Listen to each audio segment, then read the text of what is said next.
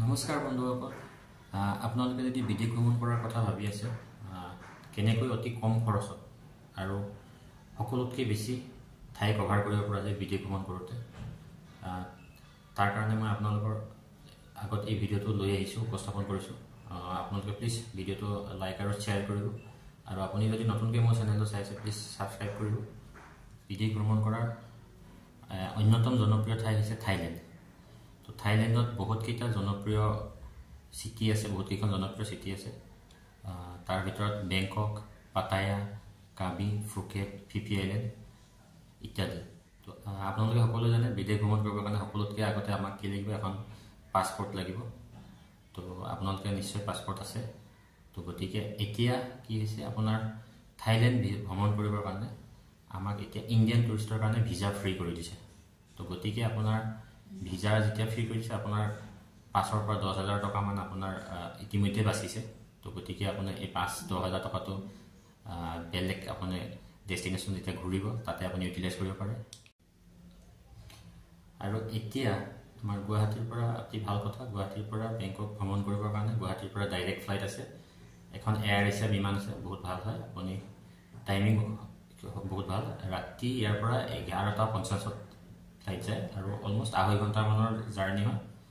আপুনি ইয়াৰ পৰা যেতিয়া ৰাতি 11:30 আৰম্ভ কৰিব যাত্ৰা, আৰু আপুনি বেংকক গৈ পাব ৰাতিপুৱা বেংকক টাইমত। আপুনি প্ৰায় 4 বজাৰ আগে আগে গৈ পায়। 1-2 মাহ আগত আপুনি প্ৰথম কি কৰিব, আপুনি উৰাজাহাজৰ টিকটটো বুক কৰিব লাগিব। অহা যোৱা দুইটাই আপুনি বুক কৰি ল'ব লাগিব। তো অহা যোৱাৰ টিকট আপুনি যদি আগতীয়াকৈ বুক কৰে, আজিৰ ডেটত আপুনি যদি চায়, অহা যোৱা দুইটা মিলি একজনৰ 15,000 পৰা 16,000 টকাৰ ভিতৰত, মানে 7,500-8,000 টকাৰ ভিতৰত ওৱান চাইড। তো অহা যোৱা আপোনাৰ 15,000-16,000 টকাত আপোনাৰ অহা যোৱাৰ টিকট হৈ গ'ল। দ্বিতীয়তে, আপুনি যদি 7 দিনৰ প্লেন কৰে, আপুনি পাটায়াত যদি হোটেল বুকিং কৰে, পাটায়াত আপোনাৰ পাৰ নাইট আপোনাৰ ডাবল ৰুম এটা দুজনৰ কাৰণে 1,800 টকামানত হৈ যায়। তো আমি আছিলোঁ তাতে হোটেল জিন পাটায়া, বহুতেই ভাল হোটেল, 3 ষ্টাৰ হোটেল হয়। আপুনি অনলাইন হোটেল বুকিং কৰি ল'ব পাৰে। আৰু আপোনাৰ তাতে এটা খালী কৰিব, আপোনালোকে ইয়াৰ পৰা যিদিনা যাত্ৰা আৰম্ভ কৰিব, ধৰি লওক অহা 20 তাৰিখে গৈ আছে, তো আপোনালোকে 20 তাৰিখৰ পৰাই হোটেল বুক কৰিব। যিহেতু আপোনাৰ ফ্লাইট ৰাতিপুৱা 4টা বজাতে গৈ পায়, তো আপোনালোকে আগদিনাখনিৰ পৰা হোটেলটো লৈ ৰাখিব লাগিব। তো আপোনাৰ হোটেল জিং পাটায়াত আপোনালোকে 4 দিনৰ যদি বুকিং কৰি ৰাখে, আপোনালোকৰ অলমষ্ট পৰিব 7,200 ইণ্ডিয়ান ৰুপি। নেক্সট বাকী 3 দিন আপোনালোকে বেংককত হোটেল বুক কৰি ৰাখিব পাৰে। বেংককতো ঠিক একেই, আপোনালোকৰ 3 দিনত আপোনালোকৰ পাৰ ডে আপোনাৰ 2,400 টকা এটা ডাবল ৰুম দুজনৰ কাৰণে পোৱা যায়। আমি লৈছিলোঁ তাতে হোটেল কুংক্ৰাছেম চিৰকুং বুলি। তো আপোনালোকে বেলেগ অপশ্যন চাব পাৰে, এইখনো বহুত ভালেই হোটেল আছিলে।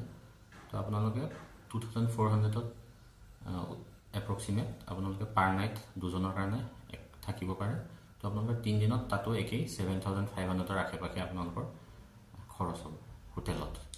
তৃতীয়তে, আপোনালোকে যিহেতু একদম সোনকালে ৰাতিপুৱা বেংকক এয়াৰপৰ্ট গৈ পাব, গতিকে এয়াৰপৰ্টৰ পৰা আপোনালোকে পাটায়া যাবৰ কাৰণে আপোনালোকে এখন booking.com-তে এখন টেক্সি বুক কৰি ল'ব। তো ৰাতিপুৱা টেক্সি আপোনালোকৰ 3,500 পৰা 4,000 টকাৰ ভিতৰত পোৱা যায়। তো আপোনালোকে আগতীয়াকৈ বুকিং কৰি ৰাখিব, আৰু বুকিং কৰোঁতে আপোনালোকে বুকিং কৰাৰ পিছত তাতে আপোনালোকৰ হোটেলৰ এড্ৰেছ আৰু আপোনাৰ ফ্লাইটৰ টিকটৰ যি ডিটেইল, আপোনালোকৰ কোন ফ্লাইটত জাৰ্ণি কৰিছে তাৰে ডিটেইলটো তাতে আপডেট কৰি দিব। একৰ্ডিংলি তেওঁলোকে আহি এয়াৰপৰ্টত ৰিচিভ কৰিবৰ কাৰণে টেক্সি ৰৈ থাকে। এতিয়া আপোনাৰ অহা যোৱা উৰাজাহাজৰ টিকট আৰু তাতে থকা পাটায়া আৰু বেংককত হোটেলৰ ইতিমধ্যে বুকিং হৈ গৈছে। এতিয়া আপুনি তাতে কি কি চাব, তাৰ কাৰণে বুকিং কৰিবৰ কাৰণে আপোনালোকে ক্লুক এটা এপ ইনষ্টল কৰি ল'ব। মই কেপশ্যনত দি দিছোঁ, লিংকটো চাই ল'ব। সেই এপত আপোনালোকে প্ৰথম দিনা বুকিং কৰিব আপোনালোকে চেংচুৰী অফ ট্ৰুথ বুকিং কৰোঁতে আপোনালোকৰ পাৰ হেড 900 INR মানৰ টিকট যায়। আৰু প্ৰথম দিনা সেইটো বুক কৰিব, আৰু তাৰপিছত চেংচুৰী অফ ট্ৰুথ চোৱাৰ পিছত আপোনালোকে জমেটিন বিচ আৰু বিগ বুদ্ধা টেম্পল যাব পাৰে, সেইকেইটা টিকট নালাগে। দ্বিতীয় দিনাৰ কাৰণে আপোনালোকে ক্লুক এপতে কোৰেল আইলেণ্ডৰ কাৰণে বুক কৰি ৰাখিব। কোৰেল আইলেণ্ড কাৰণে আপোনালোকৰ এজনৰ 5200 মান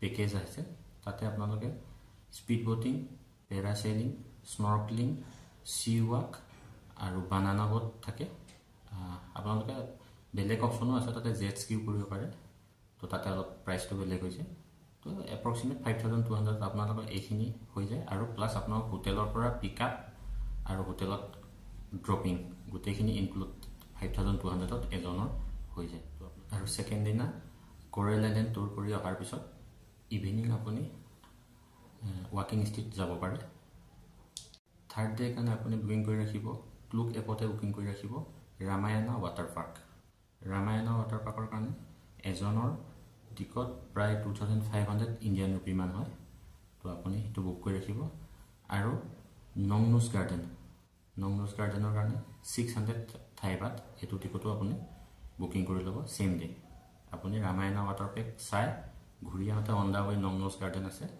আপুনি তাতো সোমাই চাই আহিব তাত ৰাতি আপুনি টাৰ্মিনেল 21 বুলি এটা মল আছে বহুত ধুনীয়া হয় আপুনি ৰাতি টাৰ্মিনেল 21 মলত ভিজিট কৰিব পাৰে ফোৰ্থ ডে কাৰণে আপোনালোকে টাইগাৰ পাৰ্ক চাব যাব পাৰে তাৰ কাৰণে আপুনি আগতে টিকট ল'ব নালাগে তাতে গৈ কাউণ্টাৰতে আপুনি টিকট ল'ব পাৰে তাতে কেটেগৰী বেলেগ আছে আপোনালোকে কোনটো বাঘ চাব তো তাৰ কাৰণে বিগ বাঘ টাইগাৰৰ কাৰণে আপোনাৰ 600 টাইগাৰ হয় বাকী মিডিয়াম আছে স্মল আছে আৰু নিউবৰ্ণ আছে একৰ্ডিংলি আপোনালোকে তাতে কাউণ্টাৰতে টিকট চুজ কৰি ল'ব পাৰে আৰু টাইগাৰ পাৰ্কৰ জাষ্ট অপজিটত 50 মিটাৰ ডিষ্টেঞ্চত আপোনালোকৰ আছে পাটায়া ফ্লোটিং মাৰ্কেট তো সেইদিনা আপুনি একেলগে পাটায়া ফ্লোটিং মাৰ্কেটো চাব পাৰে তাতো টিকটৰ মূল্য 150 থাইবাত হয় আপোনালোকে বাহিৰৰ পৰা মাৰ্কেটটো চাই আহিব পাৰে পঞ্চম দিনাৰ কাৰণে আপোনালোকে ড্ৰিম ৱৰ্ল্ড বেংকক ড্ৰিম ৱৰ্ল্ডৰ টিকট বুক কৰি ল'ব ড্ৰিম ৱৰ্ল্ডৰ কাৰণে এজনৰ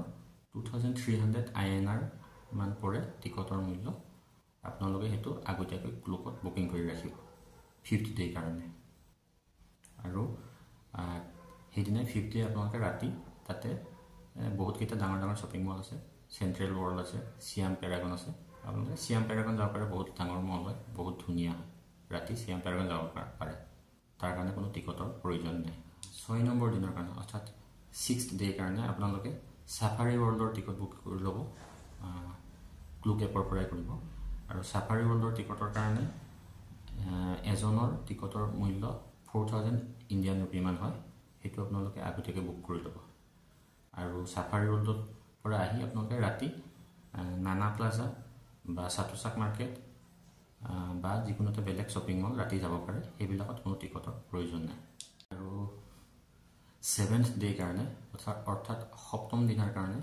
আপোনালোকে গ্ৰেণ্ড পেলেচ চাব যাব পাৰে গ্ৰেণ্ড পেলেচত আপোনাৰ আগতীয়াকৈ টিকট লৈ ৰাখিব পাৰে নলোৱাকৈ আপোনালোকে ডাইৰেক্ট কাউণ্টাৰত গৈ টিকট ল'ব পাৰে তাৰ কাৰণে আপোনাৰ টিকটৰ মূল্য হৈছে 500 থাইবাত ইণ্ডিয়ান ৰুপি প্ৰায় 1250 টকা মান হয় আৰু গ্ৰেণ্ড পেলেচৰ পৰা ৱাকিং ডিষ্টেঞ্চ 850 মিটাৰৰ ওচৰত আছে ৱাটফু বা দা টেম্পল অফ ৰিক্লাইনিং বুদ্ধা তাতো গৈ আপোনালোকে কাউণ্টাৰত টিকট ডাইৰেক্ট গৈ ল'ব পাৰে তাৰো টিকটৰ মূল্য 300 থাইবাত আৰু দা টেম্পল অফ ৰিক্লাইনিং বুদ্ধাৰ পৰা ওলাই জাষ্ট 450 মিটাৰ ডিষ্টেঞ্চত আছে ৱাটৰুণ বুলি এটা বহুত ধুনীয়া টেম্পল আছে ৱাটাৰুণৰ টিকটৰ মূল্য হৈছে 100 থাইবাত তো এইকেইটা আপোনালোকে আগতীয়াকৈ টিকট লৈ ৰাখিব প্ৰয়োজন নাই ডাইৰেক্ট গৈ কাউণ্টাৰত ল'ব পাৰে টিকট এতিয়া আপোনাৰ গোটেই 7 দিনৰ টিকট বুকিং হৈ গৈছে কোনদিনা কি কৰিব তাৰপিছত আপোনালোকে কি কৰিব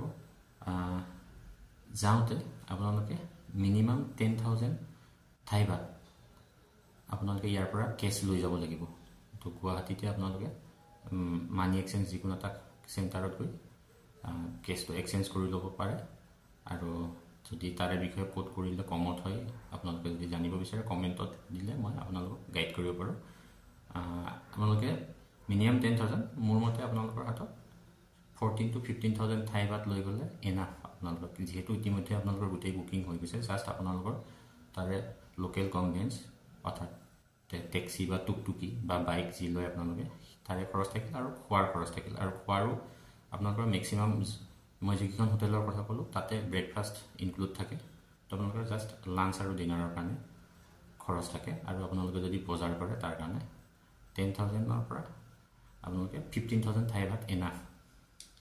এইখিনিতে মই আৰু এটা কথা কৈ থওঁ, আপোনালোকে তাতে ঘূৰিবৰ কাৰণে যদি কেব বুকিং কৰিব লাগিব আপোনালোকক, তো কেব বুকিং কৰিবৰ কাৰণে গ্ৰেব বুলি এটা এপ আছে, গ্ৰেব এপটো ইনষ্টল কৰি ল'ব। মই কেপশ্যনত লিংকটো দি দিছোঁ, আপুনি সেই এপটো ইনষ্টল কৰি ল'লে আপোনালোকে তাতে গাড়ী বুক কৰিব পাৰিব কেব। এতিয়া আপুনি টোটেল হিচাপ কৰক, আপুনি যিমানখিনি এই 7 দিনত কভাৰ কৰিছে ইমানখিনিত আৰু আপোনালোকৰ ইনক্লুডিং পকেট মানি, যিটো আপুনি কেছ লৈ যাব, কেৰি কৰি লৈ যাব, গোটেইখিনি মিলাই আপোনাৰ 70,000 to 75,000 আপোনাৰ হৈ আছে। আৰু ইমানখিনি টকাত আপুনি এনাফ, আপুনি কমপ্লিট বেংকক আৰু পাটায়া অলমষ্ট সকলোকেইটা টুৰিষ্ট স্পট আপুনি কভাৰ কৰি ঘূৰি আহিব পাৰে। আৰু আপুনি লাগিলে আপুনি বেলেগ কোনোবা ট্যুৰ এজেণ্টক টুৰিষ্ট পেকেজত আপুনি সুধি চাব পাৰে, ইমান কম টকাত আপোনাক ইমানকেইটা ঠাই কেতিয়াও কভাৰ কৰিব নোৱাৰে, কোনো কৰাব নোৱাৰে। গতিকে আপুনি ইমান কম টকাত 75,000ত বেংকক আৰু পাটায়া ঘূৰি আহিব পাৰে উইথ আপুনি শ্বপিং। আৰু ইতিমধ্যে আপুনি যিকেইটাত ইতিমধ্যে বুকিং কৰি ৰাখিলে বা মই ইয়াতে মেনশ্যন কৰিলোঁ, সেইকেইটাত আপুনি কেনেকৈ যাব তাৰে কাৰণে মোৰ পৰৱৰ্তী ভিডিঅ'টোত মই ডিটেইল আপোনালোকক দেখুৱাব চেষ্টা কৰিম। আপোনালোকে চালে অতি সহজে বুজি পাব। তাৰোপৰি মই যিমানকেইটা টুৰিষ্ট স্পটৰ কথা ইয়াতে ক'লোঁ, গোটেইকেইটাৰে এটা ছিংগল ভিডিঅ' পাৰ্ট বাই পাৰ্ট মই মোৰ চেনেলত আপডেট দিম। গতিকে আপোনালোকে ভিডিঅ'বিলাক চালেও আপোনালোকে এটা অভাৰভিউ পাই যাব যে মই যিকেইটা টুৰিষ্ট স্পট মেনশ্যন কৰিছোঁ সেইকেইটা আপোনালোকে যোৱাৰ আগতে এটা অভাৰভিউ লৈ যাব পাৰিব। আৰু তাৰে ডিটেইলত মই ভিডিঅ'কেইটাত ছিংগল পাৰ্ট বাই পাৰ্ট আপলোড কৰিম। চ' চাই থাকিব চেনেলটো, আৰু প্লিজ যদি ভিডিঅ'টো ভাল লাগিলে আপোনালোকে লাইক আৰু শ্বেয়াৰ কৰিব আৰু চেনেলটো ছাবস্ক্ৰাইব কৰি ৰাখিব। Thank U.